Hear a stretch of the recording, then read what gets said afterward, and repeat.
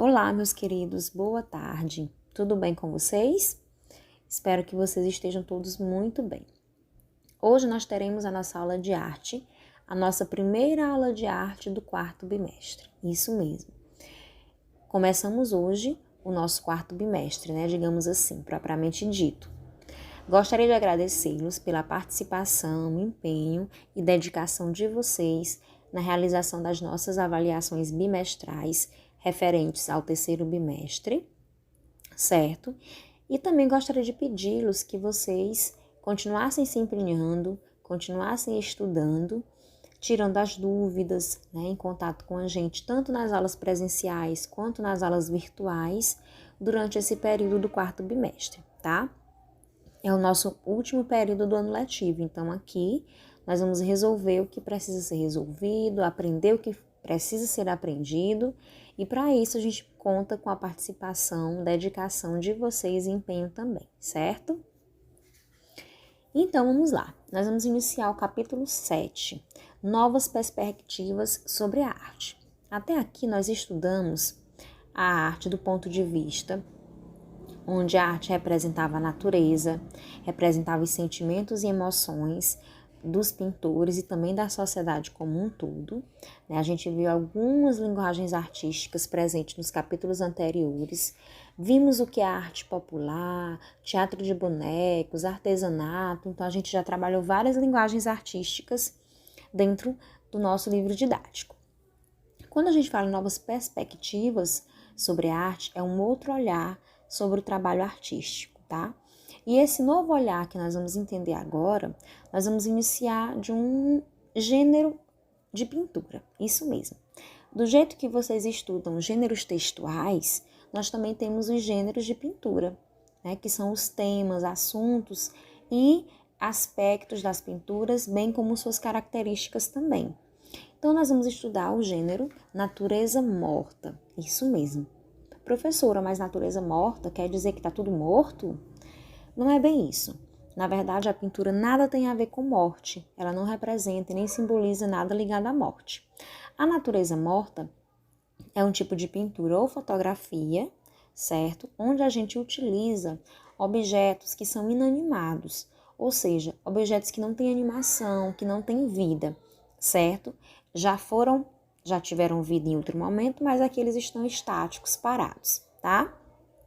Que objetos são esses que nós podemos utilizar numa natureza morta? Nós podemos utilizar frutas, livros, jarras, porcelanas, o que mais? Podemos usar instrumentos musicais, nós podemos usar taças de vidro, garrafas de vinho, nós podemos utilizar uma infinidade de objetos que nós temos. Nós podemos utilizar, como nós estamos no contexto de pandemia, o vidro de álcool em gel, Então, nós podemos utilizar também uma mesa com a coberta. Outros utensílios domésticos também podem ser colocados na natureza morta, certo? Então, a natureza morta, ela é um gênero de pintura e fotografia que representa esses objetos, tá? Por isso chamada assim de natureza morta, tá? E aí nós temos alguns pintores que revolucionaram esse trabalho com a natureza morta, tá? Nós vamos analisar agora algumas naturezas mortas para a gente compreender que expressão é essa, Então, a expressão de natureza morta teria surgido lá no século XVII e ela vai se referir a uma representação artística que possui como tema, o tema central, esses objetos inanimados, tá? Então, esses objetos inanimados, eles normalmente estão relacionados à vida pessoal, a vida da pessoa.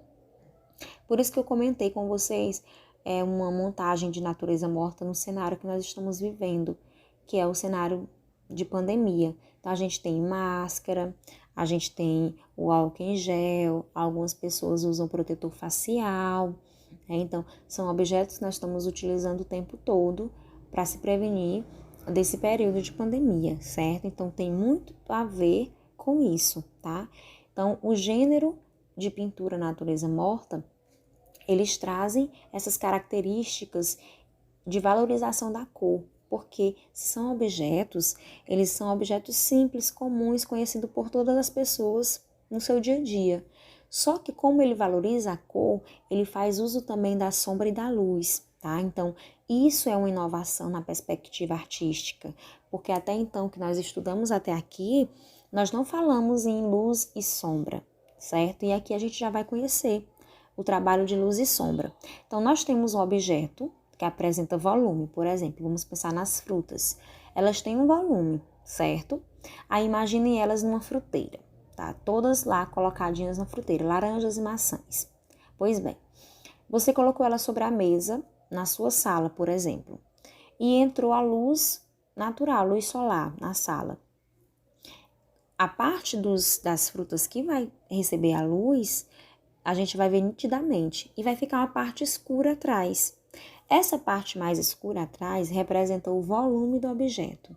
E os artistas representavam isso nas naturezas mortas, para dar a ideia de volume aos objetos, tá? Então, como vocês podem ver, as características de cor são muito marcantes e presentes, tá? As frutas, elas têm a cor e também têm a sombra, não é isso? Que é para representar o volume, certo? Então, uma nova perspectiva aqui na pintura de natureza morta, tá? Vocês têm no livro de vocês, na página 74, por favor, observem uma natureza morta e um relógio preto. Então, lá nós temos uma mesa, né? Temos uma toalha de mesa coberta com presença de sombra para dar a ideia de movimento e de dobra na toalha da mesa. Nós temos uma xícara, temos uma jarra e temos um relógio preto. Fora isso, nós temos uma fruteira do lado, certo?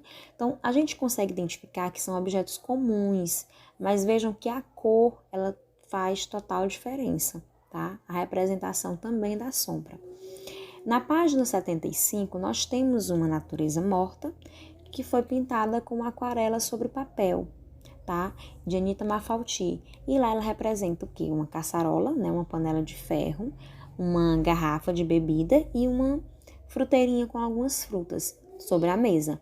A gente consegue perceber que existe a sombra por trás dos elementos, não é verdade? Para dar a ideia de volume, certo? É uma das características principais. E aqui, a fonte de inspiração é a natureza, tá? Então, a gente tem como fonte de inspiração a natureza. Vejam bem, flores, se eu coloco um vaso de flores, vocês estão vendo algumas obras que eu estou mostrando. O vaso de flores, ele representa um ser que era vivo e agora está inanimado, né? Porque eu tive que tirar as flores. Também é muito comum na composição de natureza morta, tá? Então, vocês estão vendo agora a obra Cebolas, natureza morta. A gente consegue perceber a variação das cores, da luz, certo? Também nós veremos agora a obra de Van Gogh, né? Vejam que tem toda a característica da pintura de Van Gogh, com cores fortes, pinceladas marcantes, mas representa seres inanimados e a presença também de luz e sombra, tá? A gente consegue identificar bem claro aí nessa obra. Essa aqui é a natureza morta de Di Cavalcanti.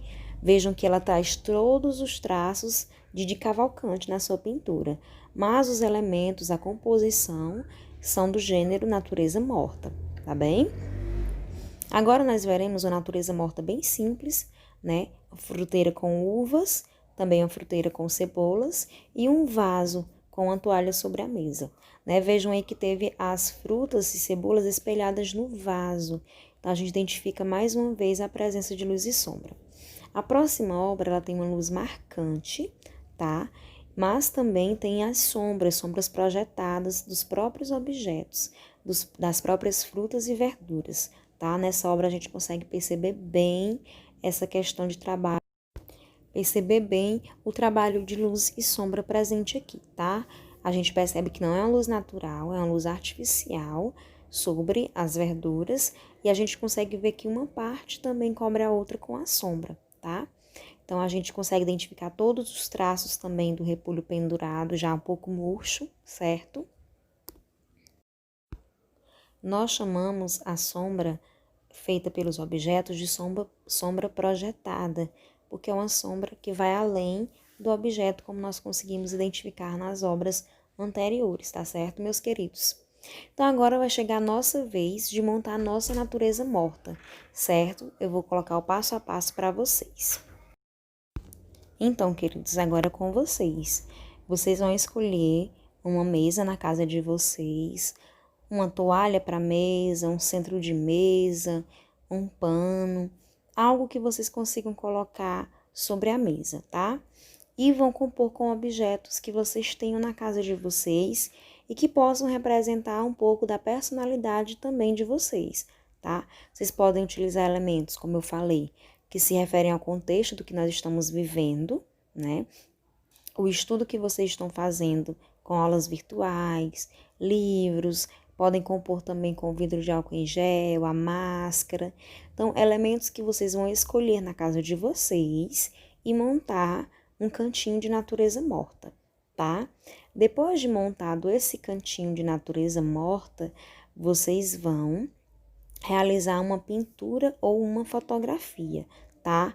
Lembrando que a fotografia, ela tem que ser expressiva em cores, tá? Nós hoje contamos com muitos filtros, com edições também que vocês manjam muito bem, por sinal. Então, vocês vão poder compor também, tá?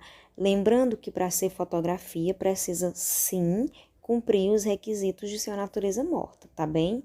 Quem for realizar a pintura, não esquecer de realizar e marcar a sombra projetada. Então, usar o lápis para fazer o esfumado da sombra, certo? Como nós estamos em aulas virtuais, tá? Vocês deverão levar a essa atividade na semana que vem para a sala de aula. Nós vamos receber esse trabalho na semana que vem em sala, tá? Além dessa atividade, nós vamos realizar a página 75, sobre o tema Penso, e a página 76, onde pede para vocês observarem o jardim da casa de vocês, uma árvore, algo que represente a natureza, observar da casa de vocês e tentar representar isso através de uma pintura na página 76, tá bom, meus queridos? Obrigada pela atenção e boas atividades.